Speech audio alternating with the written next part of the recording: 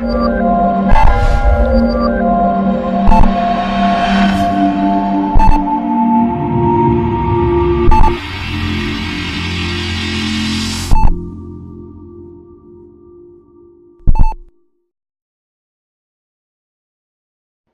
is up, Sports Kita YouTube and ClickPod Nation? As always, thank you for joining me, your boy JG. And tonight, we're here for the Tuesday night SmackDown.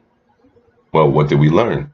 But with that being said, man, as far as the show, I gotta say, it was much improved from Raw. I actually thought tonight's SmackDown show was pretty good, pretty interesting, and it definitely passed the test, at least for tonight, man. And they did a good job, and I mean a good job, building up their Survivor Series. But before we hop into what did we learn, don't forget to join me tomorrow for This Week in WWE Wrestling. Man, we're going to catch up, go into detail, break down matches, what we liked, what we didn't like, and really go deep and dive into it, because I know there's a lot of you out there that missed the longer review. So guess what? We're bringing them back, and we're going to talk about both at once. But with that being said, guys, let's hop into what we learned tonight on last night's Tuesday Night SmackDown. So the first thing we learned on tonight's show, man, is Shane knows he's not the best in the world. And he actually proclaims that he won it for SmackDown.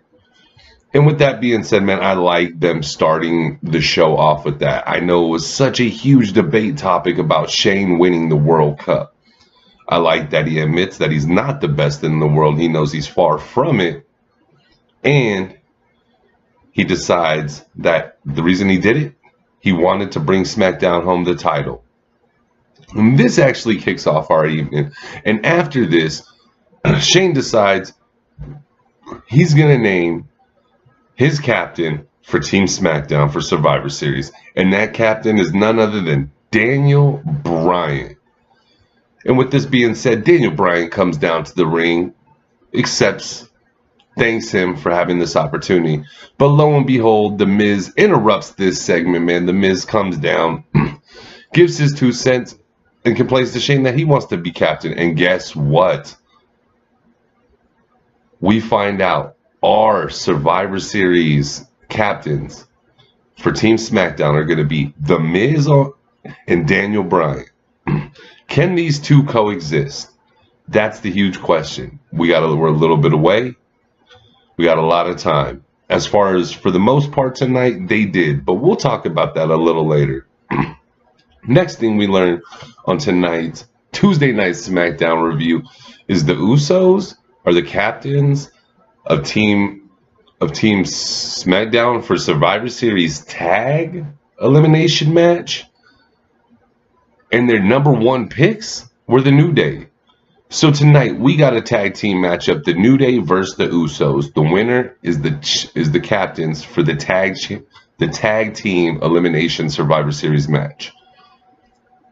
In an outstanding match, but something we've seen many a times before. We see the Usos victorious, and right after the match, they grab the mic. It's time for a real moment. We see the Usos giving the utmost respect to the New Day.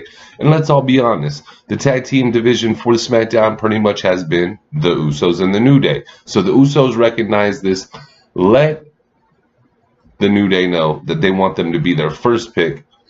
And with that being said, the New Day accept. So already SmackDown is off to an absolute bang with their selections.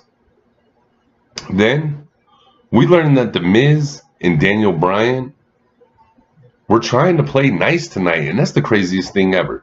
So in a few backstage segments, we get The Miz and Daniel Bryan. And the first one starts off with them actually agreeing on something. Miz decides, in my mind, as a joke, that he's going to kiss some butt to Shane and pick Shane as the first pick for Team SmackDown, outside of the 2 captains. Daniel Bryan, lo and behold, agrees. He said, if there's anybody who has the most on the line, it's Shane McMahon. So what better opportunity? And then the match in the World Cup, that was enough proof for Daniel and Bryan to pick Shane and make them the #1 pick for Team SmackDown. Then we get a couple other backstage segments in the evening. And once again, it's The Miz and Daniel Bryan actually trying to coexist so this thing works and plays out perfectly for SmackDown.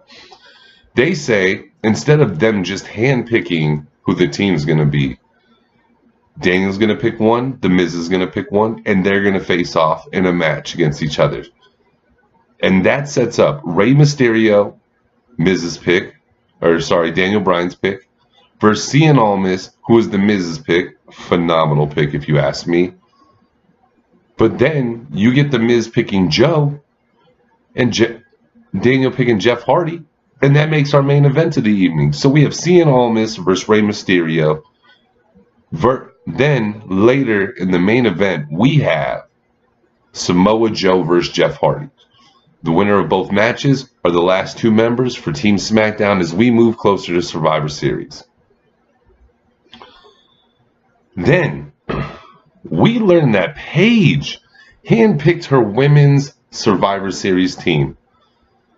And with that, Paige announces Mella, Naomi, Sonya Deville, Asuka. So right there, you got 4 phenomenal women. Your team is looking stout.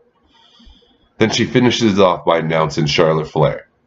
But Mandy Rose had different ideas, and we don't ever see an appearance from Charlotte Flair. Instead, we see Mandy Rose coming out talking crap and then getting her ass beat for it. But with that being said, with Mandy Rose taking this step, would that have shown Paige enough that maybe she's the piece that's missing to this team and it's not Charlotte Flair? Also, is this going to set up a match within the near future between Mandy Rose and Charlotte Flair for the final spot on the SmackDown Women's Tag Team or SmackDown Women's Survivor Series match? We'll have to wait and see, but I definitely like Mandy Rose's approach to this tonight. Not waiting on her opportunities, but trying to grab them out from everybody. And this brings us to the last two things that we learned on tonight's Tuesday Night SmackDown. And for me, these are both the most important. The first one is we learned Becky Lynch is the man. Holy cow. So we get a backstage segment with Becky Lynch wearing baddest bitches or world's baddest bitch shirt. She tears it. Underneath she has an I'm the man shirt. Comes down to the ring. Tells Ronda pretty much, Ronda, I don't give a shit what you think of me. That's not what I'm going to Survivor Series for. I don't care about your respect. What I want is your arm. Not only that, she lets the world know that, yeah, Ronda might be the world's baddest bitch. But Becky's intent is to make her Becky's bitch. You didn't hear it here first? Becky pretty much said this without finishing it off. Thought this was absolutely impressive, man. The more and more Becky stays on this microphone as Stone Cold Becky Lynch, she is just absolutely amazing, man. I can't get enough. I won't lie. I am not hyped on the Ronda side at all, but Becky has me steaming, and damn, would it be amazing if Becky was to pull this off, man. It would just solidify her as the best women's wrestler in the game today, bar none. No ifs, ands, or buts. And this brings us to what might be the most shocking, but at the same time, the most exciting and funnest thing we learned about Tuesday Night SmackDown. And that is Nikki Cross has been called up to the main rosters. So, after Becky Lynch finishes her promo, she says the champ's ready to fight. And that's what I love about Becky. Fighting champion, man, whether the belt's on the line or not. She just wants to kick some ass. Who does that remind you of? But with that being said, man, we see Sanity come out. And at first, you're wondering, and in the back of my head, I'm thinking, you know, maybe Nikki is coming out with him, but you don't see it. And then out of nowhere, from the back, we see Nikki Cross come out, challenge Becky Lynch, just keeps repeating to her, play with me, Becky, play with me, Becky, play, Becky, play, play, play, play. So Becky Lynch accepts this like the champion she is, and in a phenomenal match, Nikki Cross shows the main roster. They all better be ready, but she's not enough for the champ, the true champion, as Becky finishes her with the disarmor, proving to Ronda, you better watch out because she's coming for that arm.